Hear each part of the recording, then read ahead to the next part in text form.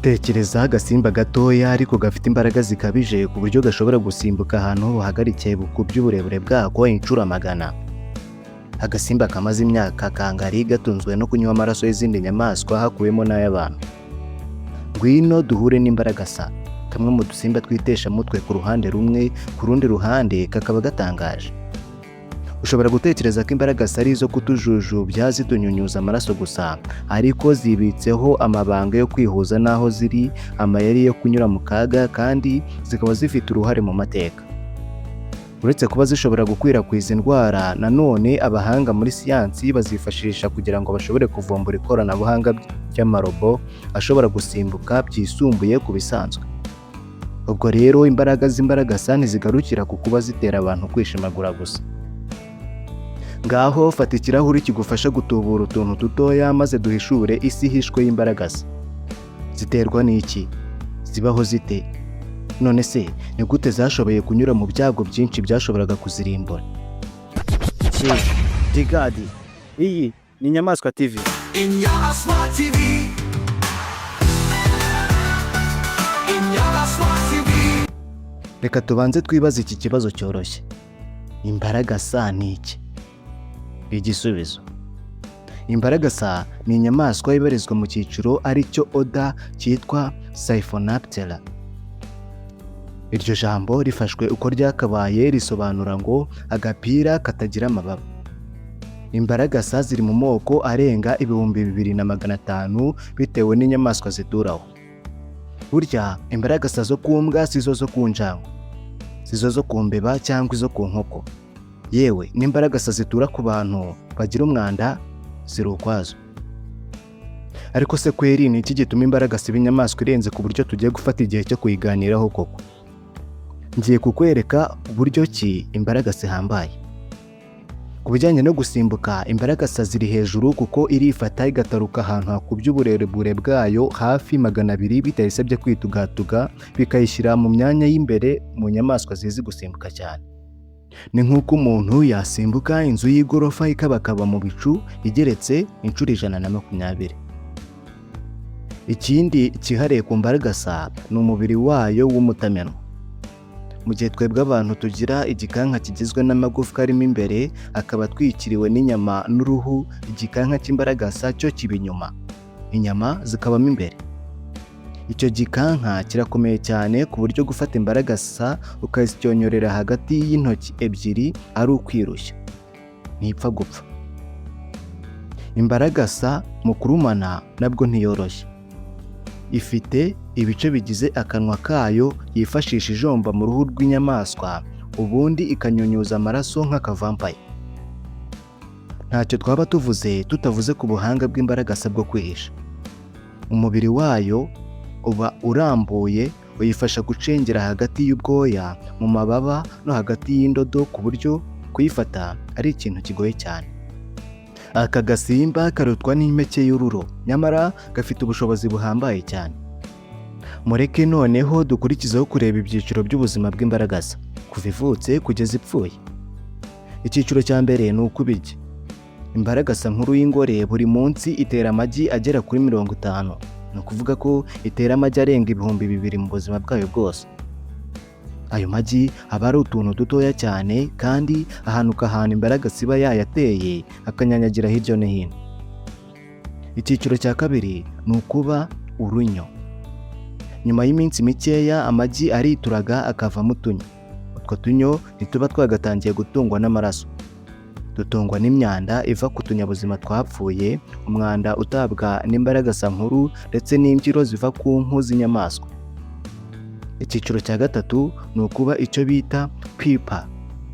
Rwa runyo rusa n'urwumye, uruhu rwarwo rukamera nk'igishishwa gifubitse imbaragasa ibirimo imbere, bimeze nk'uko bigenda ku kinyugunyugu. Iki cyiciro imbaragasa ishobora kukimaramo ibyumweru byinshi kugeza ku mezi, itegereje ko ibihe byiza bigera ikabona gusohoka. Iyo yumvise ko hanze hari ibihe byiza by'ubushyuhe kandi hafi aho hakaba hari indi nyamaswa yiteguye kuyakira, imbaragasa ihita yinjira mu cyiciro cya kane cyo kuba imbaragasa nyambaragasa, nkuru, isimbuka, irumana kandi itera amagi niba ari ingore, ikimya iyo ari ingabo. Nyuma y'amasaha make ivuye muri cya gikote ihita itangira kunyunyuza amaraso y'inyamaswa nini no gutera amagi, ubundi ubuzima bugakomeza. Hari ubundi bwoko bw'imbaragasa butera amagi mu mubiri w'inyamaswa. Iyo imbaragasa igeze ku isi ikabura icyo ikuramo amaraso, ishobora kumara iminsi 2 cyangwa 3 igahita ipfa.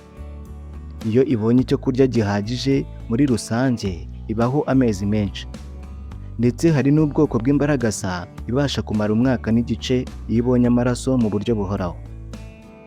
Kuba imbaragasa zororoka vuba bituma zikwirakwira nk'icyorezo zikaba nyinshi cyane mbere y'uko umuntu azibona ngo azikize. Ibi akaba ari nabyo byagiye bituma mu mateka imbaragasa zaragiye ziteza ibibazo bikomeye ku kiremwamuntu. Imwe mu nkuru ziteye ubwoba zigaruka ku mbaragasa ni ibyabaye mu kinyejana cya 14. Imbeba zuzuye imbaragasa zakwirakwije bakteriya yitwa Yersinia pestis. Iyo bakteriya ikaba yarateraga abantu kugira umuriro ukabije, kuribwa umutwe, kubabara mu ngingo no kugira ibibyimba.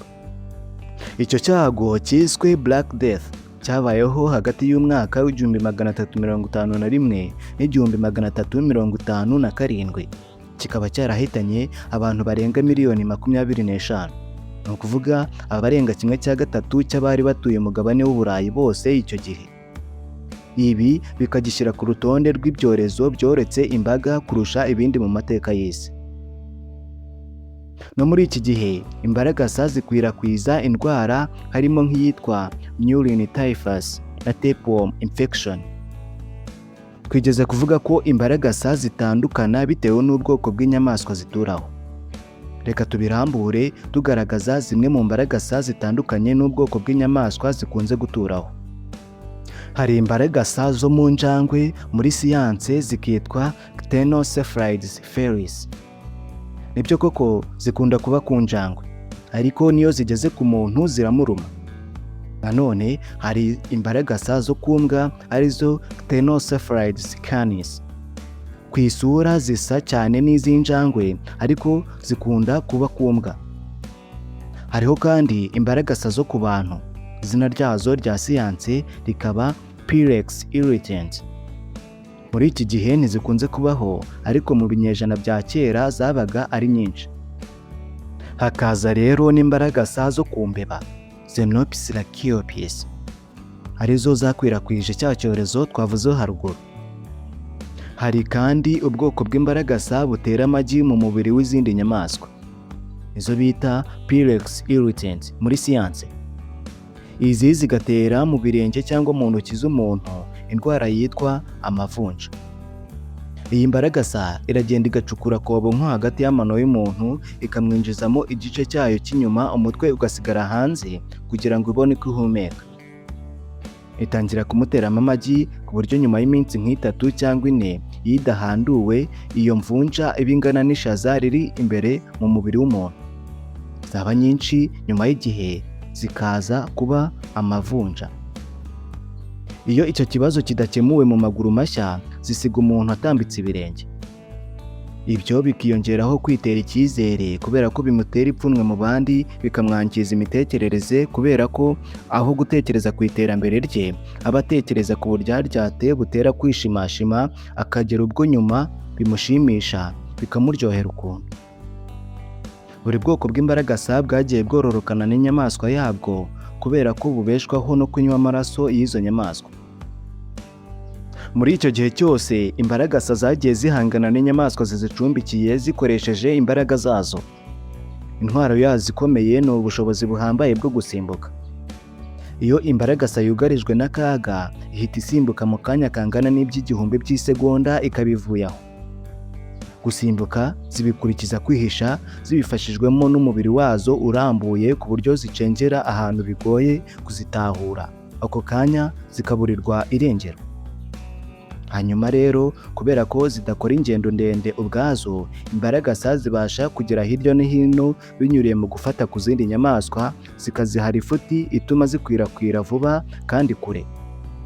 Biroroshye ko imbaragasa iva ku cya Nyirangegene muri Nyagatare ikagera ku Mutakura muri Bujumbura, wowe ubwawe ubiyifashijemo.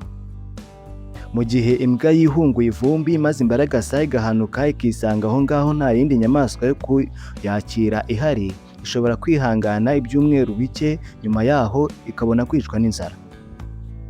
None se kumva imbaragasa zifite imbaraga nyinshi ni icyo abantu bakora kugira ngo zitabarimbura?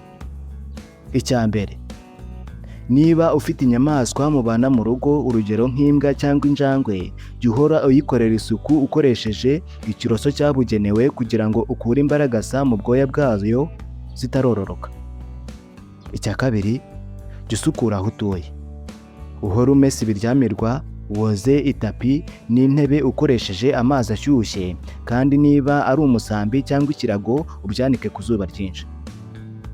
Jya ukubura ahantu hakunze kuba ivumbi kandi uhatere amazi, niba hari sima uhakorope kenshi. Niba wishoboye kurushaho, jya ukoresha asipirateri buri munsi kugira ngo ukureho amagi y'imbaragasa aba anyanyagiye hirya no hino. Ubwo mbese muri rusange turasabwa isuku ihagije. Icya gatatu, jya ukoresha imiti yabugenewe kugira ngo wice imbaragasa mu gihe ubonye zabaye nyinshi. Hari imiti batera ahantu ndetse n'iyo bakoresha boza amatungo. Ahantu bacuruza imiti y'amatungo bagufasha kumenya uburyo wakwikiza imbaragasa utagize ibindi wangiza mu bidukikije. Nubwo imbaragasa zifite imbaraga, guhangana nazo udacogora bishobora kurangira utsinze iyo ntambara. Ariko gutekereza ko dushobora kurangiza imbaragasa ubwazo byo bisa n'inzozi.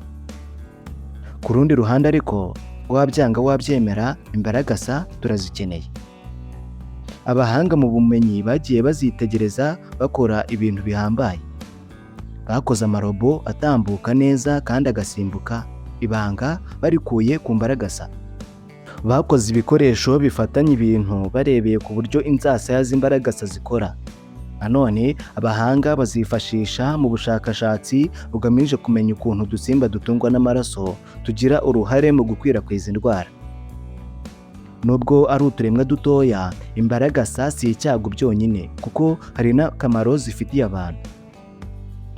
Ni iki twize muri iyi video? Nubwo utubaragasa ari utunzunyu, biragoye kuduhagarika. Yaba imihindagurikire y'ibihe, ibidukikije ndetse n'abantu ubwabo ntibyapfa kuzikuraho burundu. Ubuhanga n'ubuhangange bw'imbaragasa mu gusimbuka n'ingaruka zikomeye zagize mu mateka, byose bihuriza hamwe mu kuzihindura inyamaswa tutakwirengagiza kuvugaho ngo zibyemere. Ubutaha numva akantu kakurumye, uzabanze witegereze neza. Birashoboka ko uzaba ucumbikiye imwe mu nyamaswa zize kwirwanaho kurusha izindi nyinshi ku isi. Murakoze kureba.